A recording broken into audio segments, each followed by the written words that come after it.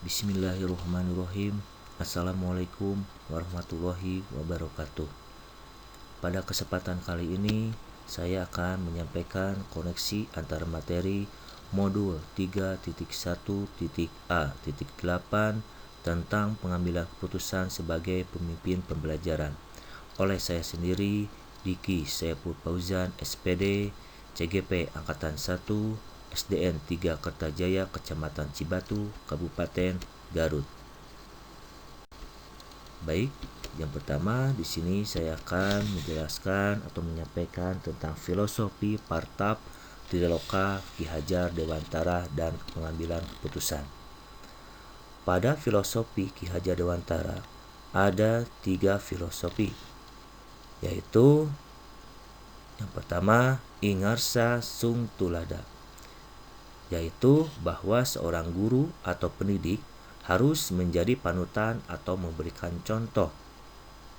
Kedua, Ingmadia Mangun Karsa, yaitu di tengah membangun atau memberikan semangat, kemauan atau niat. Yang ketiga, Tuturi Handayani, yaitu di belakang atau dari belakang memberikan semangat atau dorongan. Nah, apabila filosofi Partab Triloka Ki Hajar Dewantara dan pengambilan keputusan berjalan dengan baik, maka akan menghasilkan pelajar Pancasila. Pengaruh nilai-nilai dan prinsip pengambilan keputusan. Jika seorang guru sudah kehilangan idealismenya dan mengutamakan kepentingan pribadinya, atau seorang guru sudah tidak lagi menerapkan nilai kejujuran dalam peran kesehariannya, maka dalam pengambilan keputusan bukan tidak mungkin sebagai pemimpin pembelajaran, guru lebih mengutamakan kepentingan pribadinya dibandingkan dengan tanggung jawabnya sebagai seorang guru. Namun, jika seorang guru masih memegang teguh nilai kejujuran dan mempunyai keyakinan kepada agamanya yang dianut, maka semua keputusan yang dia ambil akan dipertanggungjawabkan di hari akhir. Maka ketika pengambilan keputusan sebagai pemimpin pembelajaran, guru tetap berpegang teguh pada keyakinan karena dia tahu semua keputusan itu akan dipertanggungjawabkan pada akhir zaman.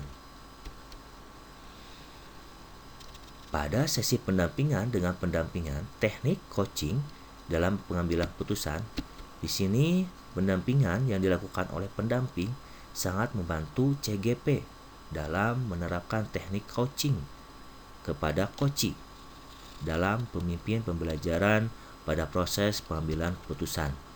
Pada sesi coaching, guru sebagai coachee dapat mengeksplor berbagai solusi optimal serta dapat mengembangkan potensi yang ada pada diri. Tentunya hal ini akan berimbas dan menghasilkan guru yang berpihak pada murid, tetap mengoptimalkan potensi yang ada pada peserta didik. Kemudian pembahasan studi kasus moral etika. Sebelum mengetahui tentang paradigma dilema, prinsip resolusi dan 9 langkah dalam mengambil keputusan, pembahasan kasus lebih ditekankan pada nilai-nilai yang dianut oleh pendidik dengan ketimbang lingkungan yang ada. Selain dari itu, pembahasan hanya berdasarkan pada intuisi dan keyakinan yang dianut oleh pendidik. Pengambilan keputusan yang tepat melihat dari 1. Paradigma dilema etika. Terdiri dari individu versus masyarakat atau individual versus community. Kemudian ada rasa keadilan versus rasa kasihan atau justice versus mercy. Kemudian kebenaran versus kesetiaan atau truth versus loyalty. Ada jangka pendek versus jangka panjang atau short term versus long term. Kemudian di sini ada prinsip resolusi.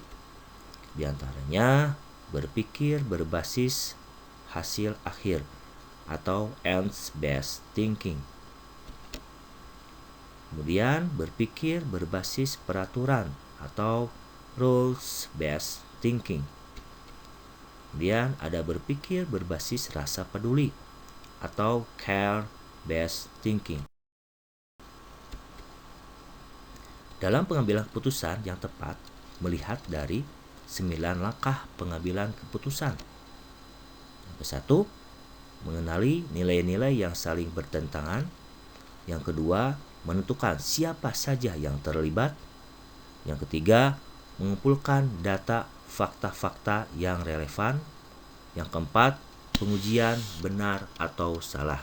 Di sini ada beberapa pengujian, yaitu uji legal, uji regulasi, uji intuisi, uji halaman depan koran, dan uji panutan atau idola.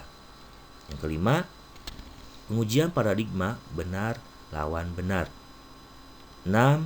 Melakukan prinsip resolusi. Ketujuh, investigasi opsi trilema. 8. Buat keputusan.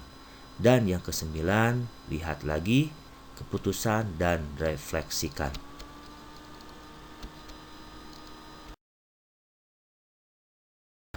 Di sini ada kesulitan pengambilan keputusan dilema etika. Di antaranya, nilai dan budaya masyarakat di lingkungannya, paradigma berpikir serta memilih, skala prioritas karena dalam dilema etika semuanya benar. Pengambilan keputusan yang tepat di sini akan menghasilkan lingkungan yang positif, kondusif, dan nyaman, yang akan berimbas pada murid merdeka belajar ketika siswa dapat memilih dan memilah hal yang baik dan menjadi minat dan bakat pada diri individu murid tersebut. Keputusan yang diambil oleh guru sebagai pemimpin pembelajaran tentunya akan mempengaruhi kehidupan dan masa depan siswa dan siswinya. Guru sebagai pemimpin pembelajaran, di kelas guru mengajarkan siswa berhitung itu memang sangat hebat. Tapi saat guru mengajarkan siswa untuk mengerti apa yang berharga dan utama adalah yang terbaik. Mengajarkan berhitung memang memerlukan proses dan waktu, tapi mengajarkan mengerti yang utama dan berharga memerlukan ketauladanan. Proses dan pembiasaan yang lama kemudian akan menjadikan budaya. Kesimpulan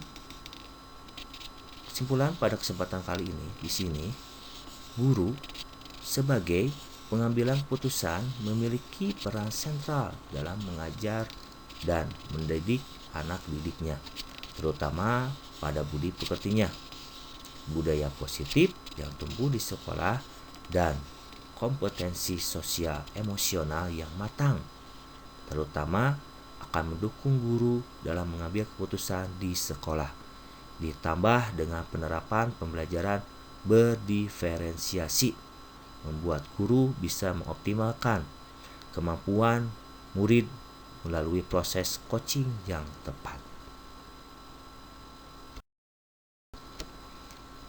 Terima kasih. Salam guru penggerak, salam guru se-Indonesia, salam sehat selalu buat seluruh CGP, salam merdeka.